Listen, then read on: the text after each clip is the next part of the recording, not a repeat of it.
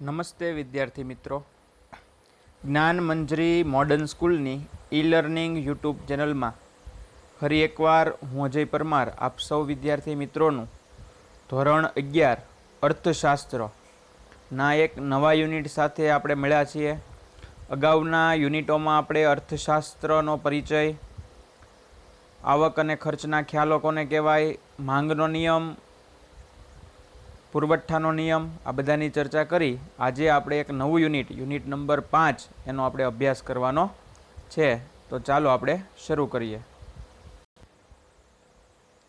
Unit number 5 જેનું નામ છે આવક અને ખર્ચના ખ્યાલો. દરેક ધંધાકીય એકમ છે એની માટે એની આવક અને ખર્ચ કેટલો છે આ જાણવું ખૂબ જ જરૂરી છે. જો આવક અને ખર્ચનો ખ્યાલ જ ન હોય અથવા ધંધામાં કેટલી આવક થાય છે અને કેટલા ખર્ચાઓ થાય છે, જો આના વિશે માહિતી ન હોય તો યોગ્ય નાણાકીય નીતિ ઘડી શકાય નહીં. એટલા માટે અર્થશાસ્ત્રમાં આવક અને ખર્ચના ખ્યાલો એ ખૂબ જ મહત્વતા ધરાવે છે એમ કહી શકાય. તો અંગ્રેજીમાં આવક અને ખર્ચના ખ્યાલો છે અને concept of revenue and cost તરીકે ઓળખવામાં આવે. ફરી એકવાર યુનિટ નંબર 5 ધોરણ 11 આવક અને ખર્ચના ખ્યાલો, concept of revenue and cost એની પ્રસ્તાવના જોવાનો પ્રયત્ન કરીએ. તો કે આર્થિક વિશ્લેષણમાં ખાસ કરીને પેઢીની વર્તુળકને સમજવા ખર્ચ અને આવકના ખ્યાલો ખૂબ મહત્ત્વના છે. ઉત્પાદનનું પ્રમાણ બદલાતા કુલ ઉત્પાદન ખર્ચમાં ફેરફાર થાય છે. ખર્ચથી પેઢીની જાવક બાજુનો અંદાજ આવે છે, તો આવકના ખ્યાલ જાણવાથી પેઢીની આવક બાજુનો અંદાજ આવે છે. આમ આવક અને ખર્ચના ખ્યાલો સામાન્ય ઉત્પાદનની સપાટી એ નક્કી કરે છે એમ કહી શકાય. પ્રસ્તાવનામાં ઇન્ટ્રોડક્શનમાં તમને એમ કીધું કે કોઈ પણ પેઢી છે એની ખર્ચ બાજુનો સરવાળો કરો અથવા તમામ પ્રકારના ખર્ચાઓનો સરવાળો કરો તો ખ્યાલ આવે કે ધંધામાં કેટલા ખર્ચાઓ છે એ નિયમિત રૂપે થાય છે, એટલે એનો અંદાજ આવે. પેઢીની જાવક બાજુનો અંદાજ આવે અને ખર્ચનો અંદાજ આવે. એવી જ રીતના આવકો કેટલી છે પેઢીની એ પણ જો એની આવકો ઉપર નક્કી થાય તો પેઢીની આવક બાજુનો અંદાજ આવી શકે. આમ આવક અને ખર્ચના ખ્યાલ ઉત્પાદનની સપાટીઓ નક્કી કરે છે એમ કહી શકાય.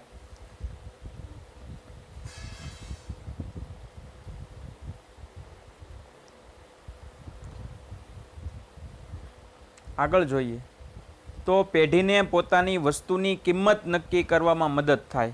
પહેલું એ થાય કે પેઢીને એની નક્કી કરવી હોય તો એ નક્કી કરવામાં મદદરૂપ થઈ શકે એમ કહી શકાય. પેઢીને પોતાની વસ્તુની કિંમત નક્કી કરવામાં મદદરૂપ થઈ શકે. બીજું જોઈએ તો પેઢીને પોતાનો નફો મહત્તમ કરવામાં માર્ગદર્શન મળે. પેઢીને પોતાનો નફો મહત્તમ કરવામાં માર્ગદર્શન મળે. ત્રીજું, મહત્તમ નફાને સમજવા સીમાંત ખર્ચ ઉપયોગી બને છે. સીમાંત વારંવાર શબ્દ આવે છે. એક વધારાનું એક એકમ ઉત્પન્ન કરવા માટે જે ખર્ચ થાય એને સીમાંત ખર્ચ આવે. આગળના પાઠમાં વધુ એની ચર્ચા આવશે. એટલે મહત્તમ નફાને સમજવા સીમાંત ખર્ચ ઉપયોગી બને. સીમાંત ખર્ચનો ખ્યાલ પેઢીની વર્તુળકને સમજવા પણ મદદરૂપ બને છે એમ કહી શકાય.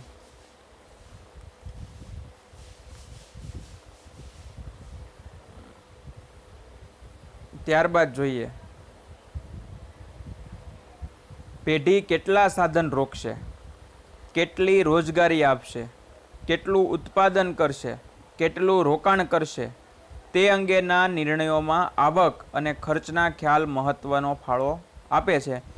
હવે જો કોઈ પેઢીને પોતાની આવક કેટલી છે, પોતાના ખર્ચા કેટલા છે, જો એ જ નક્કી ન હોય, એ જ ખબર ન હોય, આપણને જ ખ્યાલ, માની લો કે આપણે એક ઉદાહરણ હાવ સરળ લઈએ, પછી આપણે એની ઉપરથી પેઢી ઉપરનું ઉદાહરણ લઈએ કે માની લો કે આપણા ખીચામાં 100 રૂપિયા પડ્યા છે અને આપણે 500 રૂપિયા ખર્ચવા હોય તો સ્વાભાવિક છે કે ખીચામાં 100 રૂપિયા પડ્યા હોય તો 500 રૂપિયાની વસ્તુ ખરીદી શકીએ નહીં. વધુમાં વધુ 100 રૂપિયાની અંદર અને વધુમાં વધુ 100 રૂપિયા, ઓછામાં ઓછા ગમે એટલી 100 રૂપિયાની અંદર લઈ શકીએ. વધુમાં વધુ 100 રૂપિયા, 100 રૂપિયાથી વધુ નો ખર્ચ કરી શકીએ નહીં, કેમ કે આપણી આવક ફક્ત 100 રૂપિયા છે, આપણી પાસેની બેલેન્સ છે 100 રૂપિયા છે. એવી જ રીતના પેઢીમાં કેટલા સાધનો રોકાશે, કેટલી રોજગારી અપાશે, કેટલું ઉત્પાદન કરાશે, કેટલું રોકાણ કરશે, તે અંગેના નિર્ણયોમાં આવક અને ખર્ચના ખ્યાલો મહત્ત્વનો ફાળો આપે છે. જો આવક અને ખર્ચ કેટલો છે એ જાણી શકાય તો રોજગારી આપી શકાય નવા લોકોને, નહીં તો વારંવાર પગારના પ્રશ્નો અથવા આર્થિક નાણાકીય જે તંગી છે એનો સામનો કરવો પડે પેઢીએ. એટલે જો આવક અને ખર્ચનો ખ્યાલ છે એ ખ્યાલ હોય તો રોજગારી કેટલી આપવી, કેટલા સાધનોમાં રોકવા, કેટલું ઉત્પાદન કરવું, કેટલું રોકાણ કરવું, આ તમામ પ્રકારના નિર્ણયો છે એ આવક અને ખર્ચના ખ્યાલમાં મહત્ત્વનો ફાળો આપી શકે. વૈકલ્પિક ખર્ચનો ખ્યાલ એ સાધનોના વૈકલ્પિક ઉપયોગ માટે, વૈકલ્પિક ખર્ચનો ખ્યાલ એ સાધનોના વૈકલ્પિક ઉપયોગ માટે અને સંચાલકીય અર્થશાસ્ત્રમાં એ ઉપયોગી બને છે. સંચાલનને લગતું જે માર્ગદર્શન આપતું સંચાલકીય માર્ગદર્શન છે તો એમાં એ આપી શકે. 7મું જોઈએ આપણે તો નાણાકીય ખર્ચના ખ્યાલો પેઢીના સંચાલનમાં દિશાસૂચક બને એમ કહી શકાય. આમ આ 7 માર્ગદર્શક ઉપરાંત આપણે જોઈએ તો ઉપર્યુક્ત અને બીજા અન્ય કારણોથી પેઢીના ખર્ચ અને આવકનો અભ્યાસ કરવો જરૂરી બને છે. કોઈ પણ વસ્તુ કે સેવાનું ઉત્પાદન કરવા પાછળ જે રકમ વપરાય છે, જે ખર્ચ કરવામાં આવે છે તેને ઉત્પાદન ખર્ચ કહે છે. તો આપણને આ પૂછી શકાય ઉત્પાદન ખર્ચ એટલે શું? સર્વપ્રથમ આપણે ઉત્પાદન ખર્ચના વિવિધ ખ્યાલોનો અભ્યાસ આપણે કરીશું. ફરીવાર તો કે આમ જોઈએ તો કોઈ પણ વસ્તુ કે સેવાનું ઉત્પાદન કરવા પાછળ જે રકમ વપરાય તે ખર્ચ કરવામાં આવે તો તેને આપણે ઉત્પાદન ખર્ચ તરીકે ઓળખી શકીએ એમ કહી શકાય. તો ઉત્પાદન ખર્ચના વિવિધ ખ્યાલોનો આપણે અભ્યાસ કરવાનો છે અને અર્થશાસ્ત્રમાં આ બધા શબ્દો વારંવાર આવશે. તો આ ખર્ચના ખ્યાલો એ ખૂબ જ અગત્યતા ધરાવે છે એમ કહી શકાય.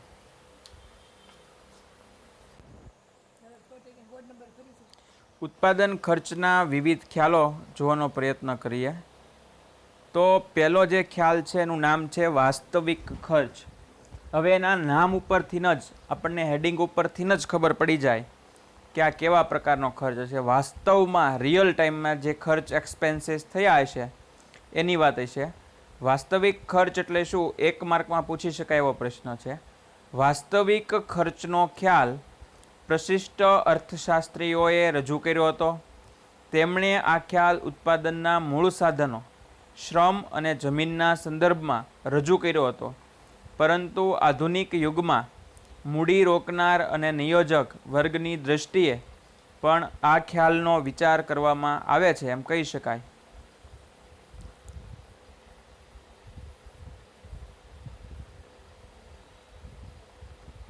માર્શલના મત પ્રમાણે આગળ જોઈએ. માર્શલના મત પ્રમાણે ઉત્પાદન પ્રક્રિયા સાથે સંકળાયેલા શ્રમિક, નિયોજક, મૂડીપતિ જે માનસિક અને શારીરિક કષ્ટ ઉઠાવે છે તે વસ્તુના ઉત્પાદનનું વાસ્તવિક ખર્ચ છે. કોઈ વસ્તુના ઉત્પાદન કાર્ય માટે ઉત્પાદક જે નાણાં ખર્ચે તે જ માત્ર સાચું ઉત્પાદન ખર્ચ નથી, પરંતુ ઉત્પાદન કાર્ય સાથે જોડાયેલા શ્રમિકોને જે થાક લાગે, કંટાળો આવે, ત્રાસ લાગે, મૂડીપતિ પોતાની મૂડી વપરાશનો ત્યાગ કરીને બચત કરીને મેળવે છે. નિયોજકને ધંધાની ચિંતા, બિનસલામતી, અનિશ્ચિતતાનો સામનો કરવો પડે. આ બધાનો સમાવેશ વાસ્તવિક ખર્ચમાં થાય છે. વાસ્તવિક ખર્ચને નાણાંના સ્વરૂપમાં રજૂ કરી શકાતું નથી. તેથી વાસ્તવિક ખર્ચને બિન નાણાકીય ખર્ચ પણ કહેવામાં આવે છે. પ્રોફેસર માર્શલ જણાવે છે કે ઉત્પાદનના સાધનો આ વાસ્તવિક ખર્ચનો સામનો કરે છે. તે માટે એમને આકર્ષવા માટે વેતન, વ્યાજ, નફાના સ્વરૂપમાં વળતર આપવામાં આવે છે. માર્શલે એમ કીધું કે ઉત્પાદન પ્રક્રિયા સાથે ઘણા બધી વસ્તુઓ જોડાયેલી હોય છે. એમાં ખાસ કરીને શ્રમિકો એકલી મૂડી રોકી દેવાથી કાંઈ ઉત્પાદન થઈ જાય નહીં. તો ઉત્પાદન પ્રક્રિયા સાથે શ્રમિકો, નિયોજકો, મૂડીપતિ આ શારીરિક અને માનસિક બંને શ્રમ ઉઠાવે છે. એમાં ઉત્પાદન કાર્ય સાથે જોડાયેલો છે એને તો થાક લાગે. આપણને ખબર છે કે સતત કામ કરવામાં આવે તો થાક લાગે, ઘણીવાર કંટાળો આવે, ઘણીવાર ત્રાસ હોય એવું લાગે. આમ મૂડીપતિ પોતાની મૂડી રોકે છે. આમ બધાયને વાસ્તવિક ખર્ચમાં થાય છે. વાસ્તવિક ખર્ચને નાણાંના સ્વરૂપમાં રજૂ કરી શકાતું નથી, કેમ કે કોને કેટલો થાક લાગે, કોને કેટલો કંટાળો આવે એ આપણે આંકડાકીય રીતે માપી શકાય નહીં. એનું ફક્ત આપણે વર્ણન કરી શકીએ એટલા માટે. તો આવા વાસ્તવિક ખર્ચના માપનની મુશ્કેલીઓ કઈ? આવો વાસ્તવિક ખર્ચ હોય એના માપનની મુશ્કેલીઓ કઈ કઈ જોવા મળે અથવા કઈ કઈ મુશ્કેલીઓ છે? તો કે વાસ્તવિક ખર્ચમાં થાક, કંટાળો, કષ્ટ, ત્યાગ, ચિંતાનો સમાવેશ થાય છે. જે મનોવૈજ્ઞાનિક કે આત્મલક્ષી બાબતો છે તેવી બાબતોને માપવાનું કાર્ય મુશ્કેલ છે. ઉપરાંત કારખાનાઓમાંથી નીકળતો ધુમાડો એ આસપાસના લોકોના સ્વાસ્થ્ય પર વિપરીત અસર કરે છે. આપણે ઘણીવાર જોયું હોય જીઆઈડીસી હોય અથવા એવી રીતની કોઈ કંપનીઓ ને એવી હોય તો એમાંથી મોટા ભાગે ધુમાડા નીકળતા હોય છે, જે રહેણાંક વિસ્તાર માટે, લોકોના સ્વાસ્થ્ય માટે હાનિકારક છે. બીજા અર્થમાં કે હવા પ્રદૂષણ પણ કરે છે. તો આ વિપરીત અસર સામાજિક દ્રષ્ટિએ ખર્ચ છે, પણ તેને માપી શકાતો નથી. આ એની મુખ્ય મર્યાદા છે એમ કહી શકાય. હવે આપણે વૈકલ્પિક ખર્ચ જોવાનો પ્રયત્ન કરીએ. વૈકલ્પિક ખર્ચ. વૈકલ્પિક ખર્ચનો ખ્યાલ ઓસ્ટ્રેલિયન અર્થશાસ્ત્રીએ રજૂ કર્યો. આ પૂછી શકાય. વૈકલ્પિક ખર્ચનો ખ્યાલ કોણે રજૂ કર્યો? 1 માર્કનો પ્રશ્ન. વૈકલ્પિક ખર્ચનો ખ્યાલ ઓસ્ટ્રેલિયન અર્થશાસ્ત્રીઓએ રજૂ કર્યો છે એમ કહી શકાય, પરંતુ તેને વ્યવસ્થિત સ્વરૂપમાં તો માર્શલે રજૂ કર્યો. પ્રથમવાર એમ પૂછાય કે વૈકલ્પિક ખર્ચનો ખ્યાલ કોણે રજૂ કર્યો? તો ઓસ્ટ્રેલિયન અર્થશાસ્ત્રીઓએ રજૂ કર્યો. 1 માર્કનો પ્રશ્ન. બીજો પ્રશ્ન એવી રીતના પૂછી શકાય કે વ્યવસ્થિત સ્વરૂપમાં કોણે રજૂ કર્યો? તો કે માર્શલે વ્યવસ્થિત સ્વરૂપમાં રજૂ કર્યો છે એમ કહી શકાય. ઉત્પાદનના સાધનો એક કરતાં વધારે વૈકલ્પિક ઉપયોગ ધરાવતા હોય છે. તે હકીકત ઉપર આ ખ્યાલ આધારિત છે. આવા વૈકલ્પિક ઉપયોગ ધરાવતા સાધનો એક ઉપયોગમાં વાપરવામાં આવે ત્યારે સાથે ને સાથે અન્ય બીજા ઉપયોગમાં વાપરી શકાતા નથી. દાખલા તરીકે જો એક તમને ઉદાહરણ આપ્યું કે જ્યારે કોઈ એક વસ્તુનો ઉપયોગ એક જ વાર થાય તો બીજી વાર એનો ઉપયોગ થઈ શકતો નથી. દાખલા તરીકે જમીનના એક ટુકડા ઉપર ઘઉં વાવવામાં આવે, જમીનના એક ટુકડા ઉપર ઘઉં વાવવામાં આવે તો તે જ સમયે એ જ ટુકડા ઉપર બીજો કોઈ પાક લઈ શકાતો નથી. શ્રમિક એક સમયે મિલમાં કામ કરે તો એ જ સમયે બીજા ઉદ્યોગમાં કામ કરી શકાતો નથી. આમ સાધન વૈકલ્પિક ઉપયોગિતા ધરાવે છે એમ કહી શકાય. એક ઉદાહરણ દ્વારા આ ખ્યાલ સમજવાનો પ્રયત્ન કરીએ તો કે ઉત્પાદનના સાધનોને કોઈ એક કાર્યમાં રોકવામાં આવે તો તે સાધનો બીજો શ્રેષ્ઠ વિકલ્પ જતો કરવો પડે. કારણ કે એક જ જગ્યાએ માની લો કે આપણે અમદાવાદ જવું હોય તો ઘણા બધા વિકલ્પો હોય. બસ દ્વારા જઈ શકાય, ટ્રેન દ્વારા જઈ શકાય, પ્લેન દ્વારા જઈ શકાય, પ્રાઇવેટ વાહન દ્વારા જઈ શકાય. આમ ઘણી જગ્યાવાર એક જ જગ્યાએ જવા માટે ઘણા બધા રસ્તાઓ હોય છે. બીજા અર્થમાં કેવું તો એ આપણા વિકલ્પો થયા, આપણી પાસે ઉપલબ્ધિ થઈ, એટલા બધા વિકલ્પોમાંથી આપણને જે યોગ્ય વિકલ્પ લાગે એનો આપણે ઉપયોગ કરવાનો હોય છે. તો આવી જ રીતના ધંધામાં પણ નિર્ણય લેતી વખતે ઘણા બધા વિકલ્પો હોય છે. તો એમાંથી એક વિકલ્પ જ્યારે પસંદ કરીએ તો બાકીના અન્ય વિકલ્પો જે છે એને આપણે જતા કરવા પડે છે એમ કહી શકાય. તો આ ઉદાહરણ દ્વારા સમજવાનો પ્રયત્ન કરીએ તો કે જમીનના એક ટુકડા, જો અહીંયા ઉદાહરણ તમને આપ્યું છે, જમીનના એક ટુકડાનો ઉપયોગ ઘઉં અને ડાંગર બંને માટે થઈ શકે એમ છે. જમીનનો એક ટુકડો એટલો વ્યવસ્થિત છે, ફળદ્રુપ છે કે એમાં ઘઉંનું ઉત્પાદન પણ થઈ શકે એમ છે અને ડાંગરનું ઉત્પાદન પણ થઈ શકે છે. જો જમીન ઉપર ઘઉં ઉત્પન્ન કરવામાં આવે તો 2 લાખ રૂપિયા મળી શકે એમ છે અને જો જમીન ઉપર ડાંગર ઉત્પાદન કરવામાં આવે તો 3.5 લાખ રૂપિયા મળી શકે એમ છે. ખેડૂતનું વર્તન તર્કબદ્ધ છે.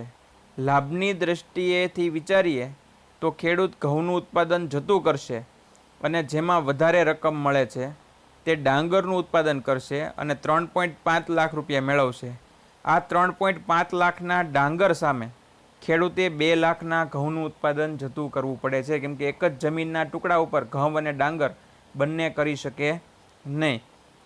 આ જતું કરેલું રૂપિયા 2 લાખના ઘઉંનું ઉત્પાદન એ 3.5 લાખના ડાંગરનું વૈકલ્પિક ખર્ચ છે એમ કહી શકાય.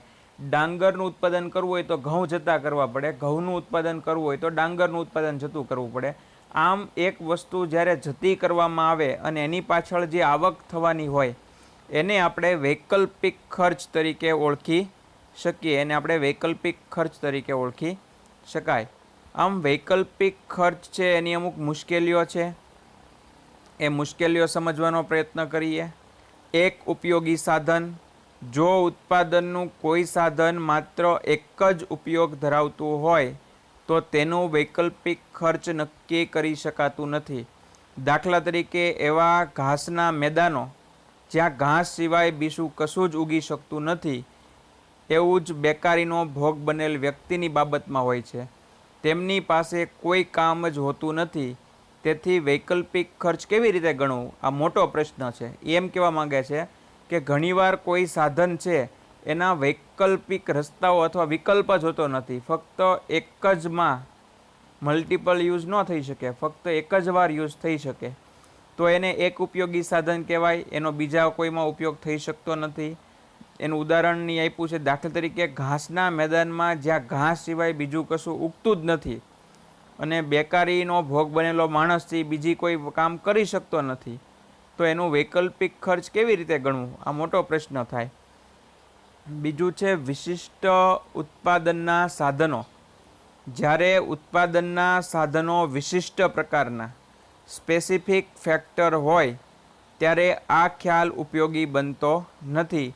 ત્યારે આવા વિશિષ્ટ ઉપયોગવાળા સાધનોનું વળતર તેના વૈકલ્પિક ખર્ચના આધારે નહીં પરંતુ તે સાધનોની માંગના આધારે નક્કી થાય છે. દાખલા તરીકે કમ્પ્યુટરમાં વિશિષ્ટ આવડત ધરાવતી વ્યક્તિઓની જરૂર પડે. અણુશક્તિના જ્ઞાન ધરાવતા વૈજ્ઞાનિકો દ્વારા એ માહિતીની ટૂંકમાં કહેવું હોય તો વિશિષ્ટ સાધનોનો ઉપયોગ ધરાવતા વ્યક્તિઓ જે વિશિષ્ટ આવડત ધરાવે છે એના વિકલ્પ ગોતી શકાય નહીં. ત્યારબાદ જોઈએ તો નાણાકીય ખર્ચ.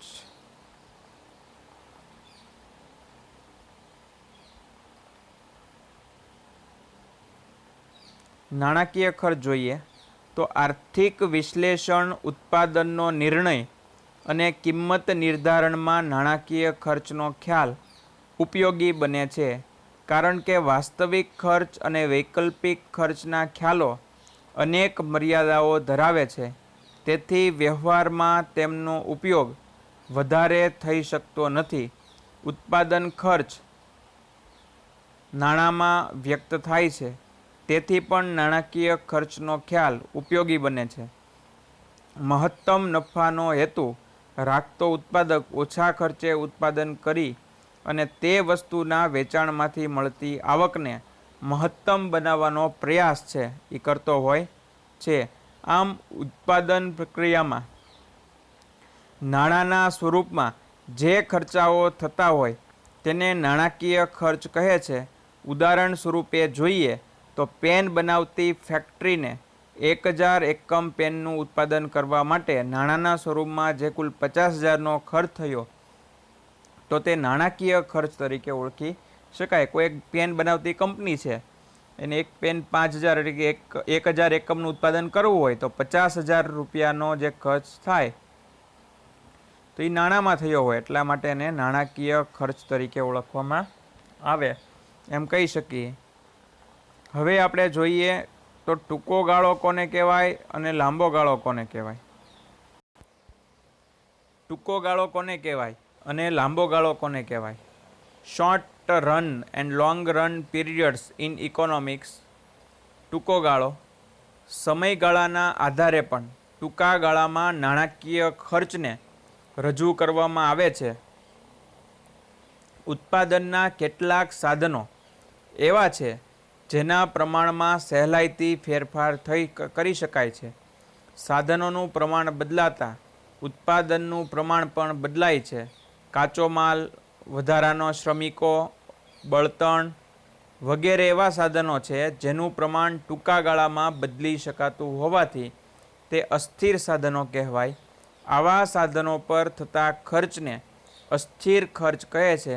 જ્યારે યંત્ર સામગ્રી, કારખાનાનું મકાન, વહીવટી સ્ટાફ વગેરે સાધનોના પ્રમાણમાં ટૂંકા ગાળામાં કોઈ ફેરફાર કરી શકાતો નથી તેવા સાધનોને સ્થિર સાધનો કહે છે અને તેના ઉપર થતા ખર્ચને સ્થિર ખર્ચ તરીકે ઓળખવામાં આવે છે.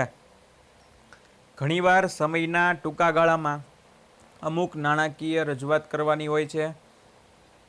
શ્રમિકો, બળતણ વગેરે સાધનો છે.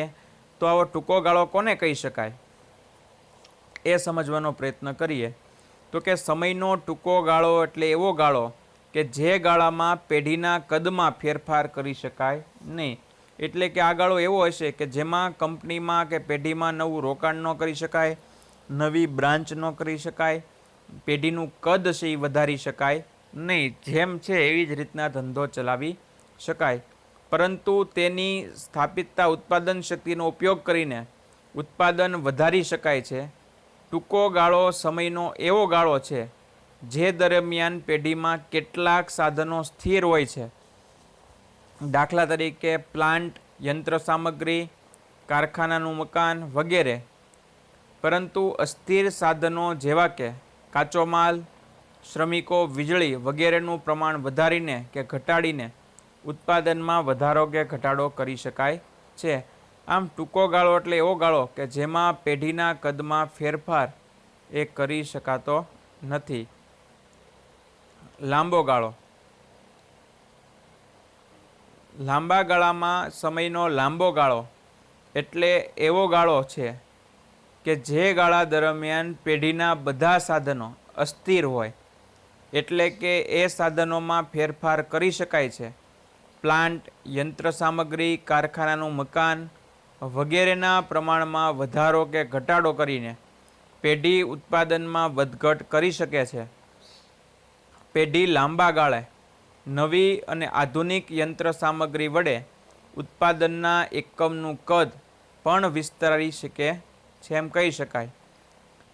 આમ ઉત્પાદન ખર્ચનું વર્ગીકરણ દર્શાવતો ચાર્ટ જે છે એ અહીં આપવામાં આવ્યો છે. આપણે એની ચર્ચા કરીએ.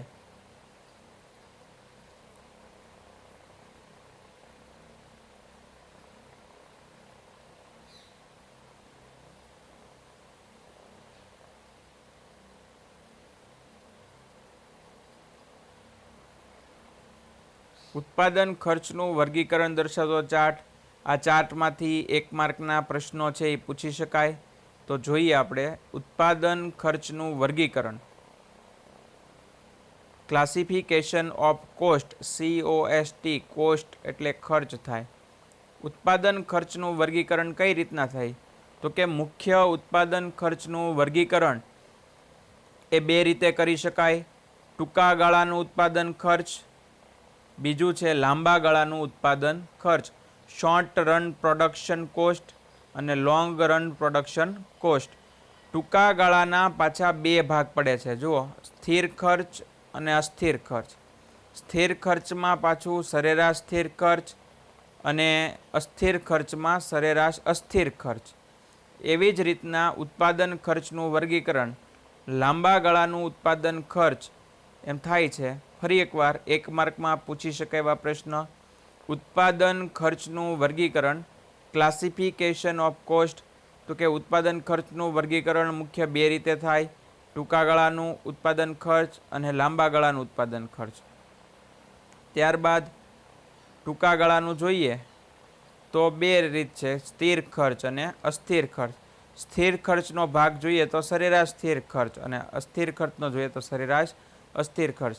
આમ ઉત્પાદન ખર્ચનું વર્ગીકરણ એ આવી રીતના કરી શકાય છે.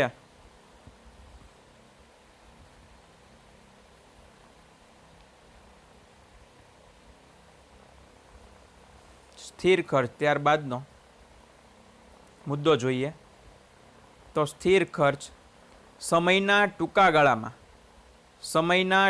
ગાળામાં ઉત્પાદનનું પ્રમાણ વધે, ઘટે કે શૂન્ય થાય, પરંતુ ખર્ચમાં કોઈ ફેરફાર થતો ન હોય તેવા ખર્ચને સ્થિર ખર્ચ તરીકે ઓળખવામાં આવે છે. ફરી એકવાર જો સરળ વ્યાખ્યા છે, એના નામ ઉપરથી જ તમને જવાબ આવી જાય. સ્થિર ખર્ચ કોને કહેવાય? સમયના ટૂંકા ગાળામાં ઉત્પાદનનું પ્રમાણ વધે, ઘટે કે શૂન્ય થાય, પરંતુ ખર્ચમાં કોઈ ફેરફાર થતો ન હોય તેવા ખર્ચને સ્થિર ખર્ચ કહે છે.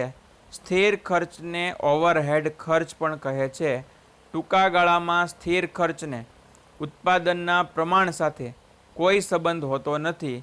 સ્થિર ખર્ચમાં કાયમી સ્ટાફનું વેતન, કારખાનાના મકાનનું ભાડું, મિલકત, વ્યવસાય વેરો, લાયસન્સ ફી, મૂડી ઉપરનું વ્યાજ, વીમાનું પ્રીમિયમ વગેરેનો સમાવેશ થાય છે.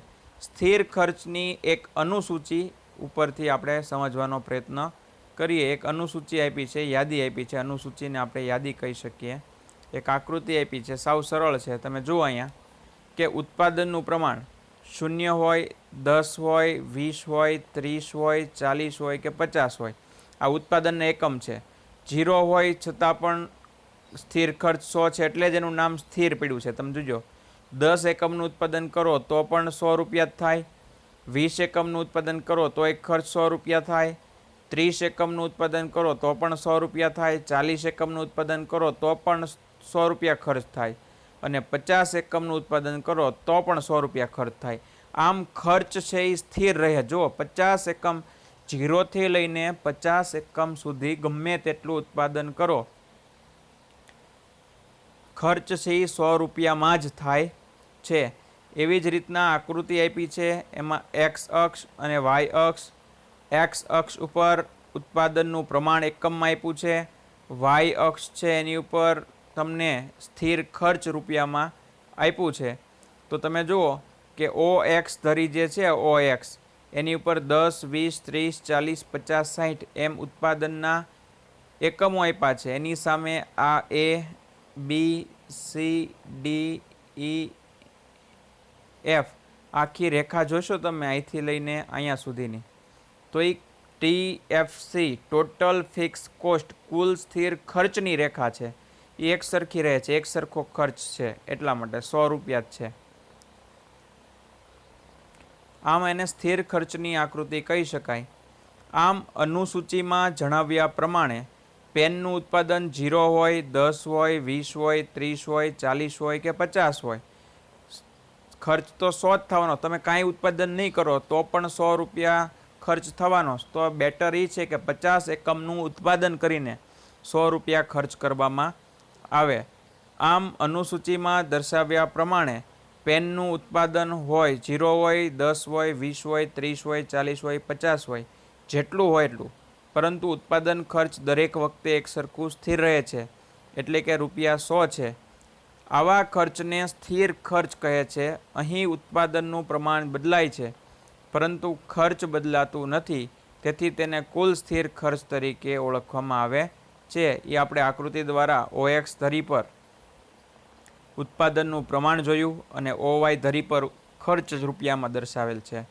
આકૃતિમાં દર્શાવ્યા મુજબ ઉત્પાદન 0 હોય, 10 એકમ હોય કે 20, 30, 40 કે 50 એકમ હોય, ખર્ચની રકમ ₹100 જેટલી જ સ્થિર રહે છે.